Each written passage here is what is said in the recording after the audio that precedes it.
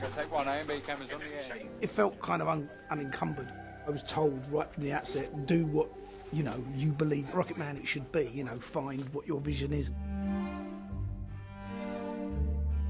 So I set about drawing on all those things that I found exciting and interesting, and as how can I blend them and bring those things that I find beautiful and funny and colourful and imaginative and inspiring to the story, to the vision of the film. So that's what I understood that this film was allowing me to do. And I just brought people on who kind of fell into line with what that vision was. And what I did, you know, very clearly with everybody is I made sure I pushed them every step of the way. You know, that's what I try to push myself. And I costume design with Julian Day and George Richmond and Marcus, production designer. I think we're on this journey together in a lot of respects, and we're always trying to push those boundaries. When we initially read the script, certainly initially it's a frantic sort of designing and drawing approach where you're trying to get through all these volume of sets. But everyone's a different piece. There's, you know, where we're sat at the moment, there's a couple of small sets which are tied into Parkland's, the clinic. Don't you know? Out again! Still running. You know, it offers us different periods and different styles in terms of design, but it was also the fact that it wasn't a film that's slavishly recanting his life story. Your childhood home. Right. So not having any real pictures to base it on, it's, you know. And it's obviously, we make it slightly bigger. So. Yeah. I mean, because we don't know what it was like. Just you had a front hallway and then everything was on the other side. The stairs came down and then you went that way to the kitchen and right to the dining room.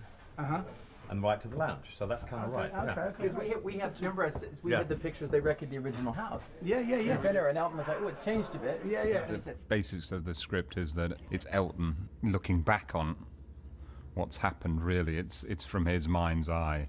That's the premise that gives you more freedom, really, in terms of the approach that we took. And certain bits in the film are more historically accurate than others. But it's more that it's a flavour of his life story than it's a slavish retelling. There's a moment in the script when you go up to Mama Cass's house, which is what we've just invented, where you meet certain characters and people. Yeah. But we wanted to create this sort of like nighttime kind of grotto LA wonderland where you actually sing Tiny Dancer. Right. And so I wanted to kind of create this quite magical, beautiful, still place where you actually feel quite alone for the first time. Right. You know, that feeling of isolation.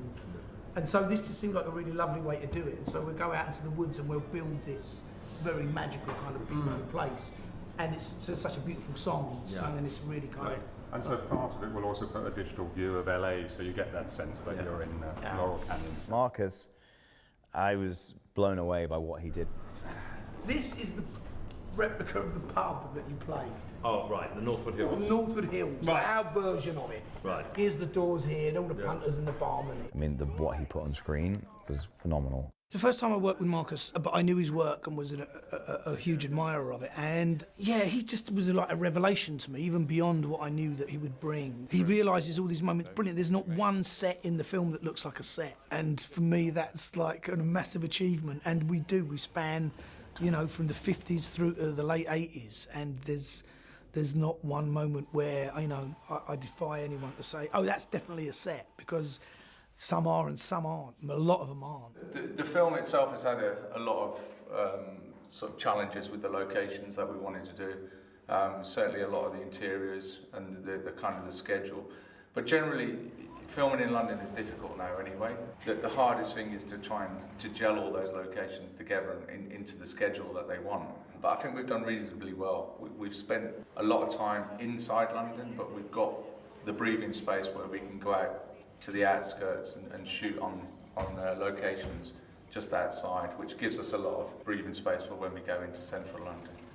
So yeah, I mean, it's been challenging, but the team have been great and we've smashed it.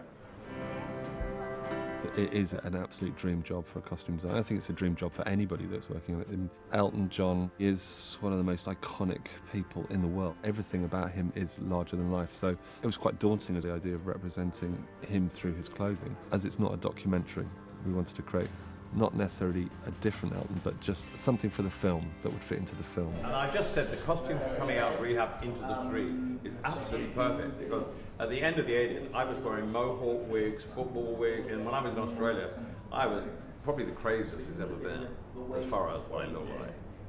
So, That's great. That's great. That's your brief. Super exciting. That's your brief. That's it. What more do you want to know? I think Dexter's an incredible director, and when he came to me with the film, he presented the idea that this is not a straightforward biopic, it's a musical fantasy, and he wanted me to push as far as I would go, and then he could pull back. But it was never about being half-hearted. It was the full gamut of all stage wear and extravagance and everything.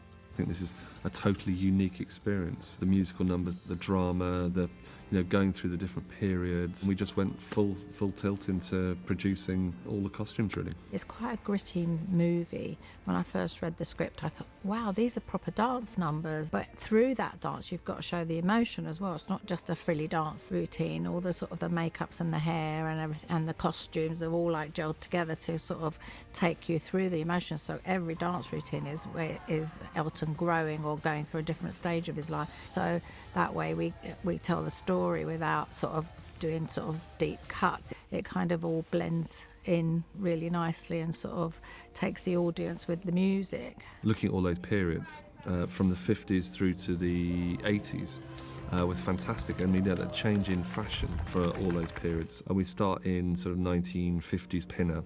We wanted to get away from the usual humdrum drabness of everything, and I wanted to use bright, colourful.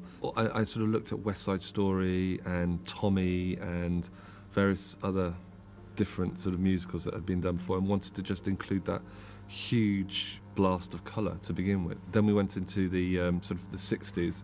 The colours are slightly dulled down. There is still colour within them, and I think because Elton went on a bluesology tour, and he met lots of Americans, and they're quite jazzily dressed, and that's in some ways because there are various times in the film where he gets inspired we're trying to show his inspiration for his clothing and where he got it from. And then we head into the sort of late 60s, which is sort of flower power and hippies and Paisley and sort of that whole opening up of the world.